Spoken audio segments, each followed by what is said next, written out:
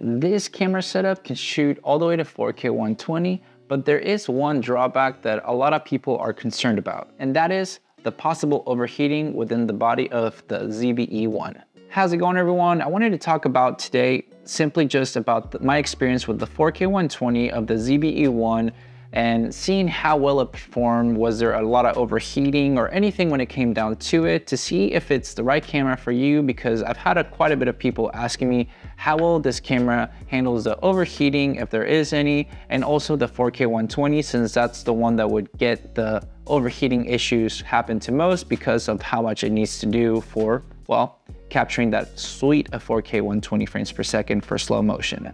Personally, for myself, I usually mostly use this camera for the 4K 24 frames per second with minor 4K 120, so I'm never gonna be shooting 4K 120 for long periods of time.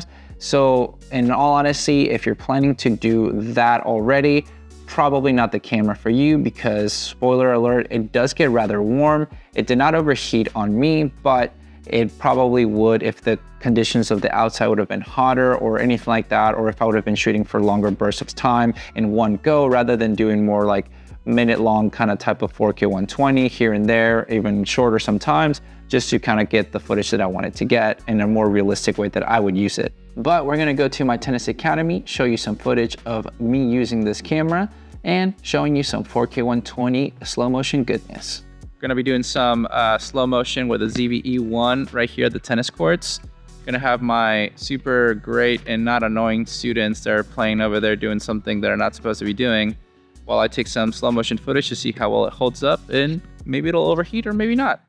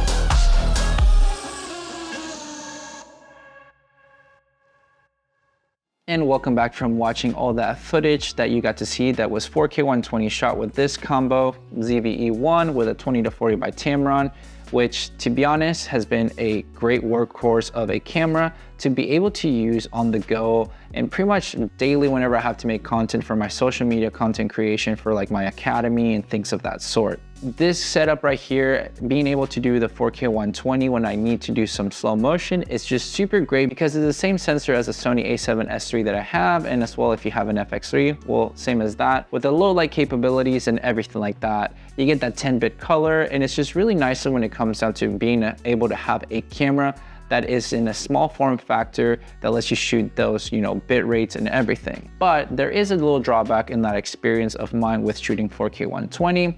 I did start to notice the camera feel a lot hotter than what it has ever felt whenever I've been shooting with the 4K 24 frames per second and the minor 4K 120 that I would do. I obviously spend more time shooting with the 4K 120 this time, getting a lot of slow motion footage of the kids playing tennis and doing, their hitting and everything like to capture it to show for example. So after about a bit over an hour, I started to notice a little bit of the camera getting hotter, that it was just, not so much that I couldn't use it anymore, but I could tell that if I would have had to use it in a long period of time, maybe shooting, let's say 4K 120 for 5 minutes straight, for whatever reason, if somebody does that, then I sure probably would have overheated somehow, somewhere, faster. But it wasn't a hot day or it wasn't too much of a cold day. It was in the 20s range in Celsius and like the 70s range in the Fahrenheit. So that way you get an idea of the weather, climate kind of style of what the camera was being used in. It hasn't been as hot as it usually is here in Texas. So if I would have used it in the summertime, maybe when it was like about in like, you know, the upper 30s, maybe like low 40s when it comes down to it, and in the 100 range or whatever in Fahrenheit, it probably would have overheated. So this camera is probably not going to be for you if you're wanting to have something that you can shoot long periods of 4K 120. You're gonna have to probably get the Sony a7S III, which I've made a video about getting it used right now since a lot of people have been selling it, and you can get it for a almost close enough price range to this one. This one comes in at 2,200. Sometimes you can get the, you know, a7S III used for about 2,500 to 2,700, depending where you're finding it. So do that with what you will, with what you want, because I know I wanted this one for the compact size while still pairing it with my a7S III and the a7 IV. But despite all that, obviously the one SD card slot has been great. Even with the 4K 120, since I have a V90 card, I'm able to just get the nice footage that way, and it hasn't failed. And luckily it's been just a short amount of time, so I would hope it wouldn't do that. But I know that I've been able to get really great 4K 120 footage that I think works so great with this camera, and it's just really great to have as an option within a smaller camera and the price point versus maybe having to spend for a Sony a7S III or FX3 if you were wanting to dive into getting those higher, you know, frame rates and everything like that. But personally, I know that it would be a little bit more hectic to shoot with this one long period at 4K 120 because it would probably overheat pretty, I don't want to say fast, but relatively faster than if you were just shooting 4K 24 frames per second. So that's something to consider with that being said of this camera if you're wanting to do that. For me, I've enjoyed it. I think it works great for my needs and it's done perfectly. I'm never going to be shooting longer periods of 4K 120. I'll be doing here snippets here and there, you know, that I would use because I would create some of the B-roll that way and then go back to 24 frames per second and be fine. I don't think most people will go that heavily with the 4K 120. So if your concern is that you're going to be overheating and you want to have longer periods without, you know, doubts, I would say the a7S III would probably be a better camera for you, especially because of the price point that you can get it used now. But overall, I think it's a great, you know, clean image because it has the same sensor as the a7S III and the FX3. So you know that low light capability is just so smooth.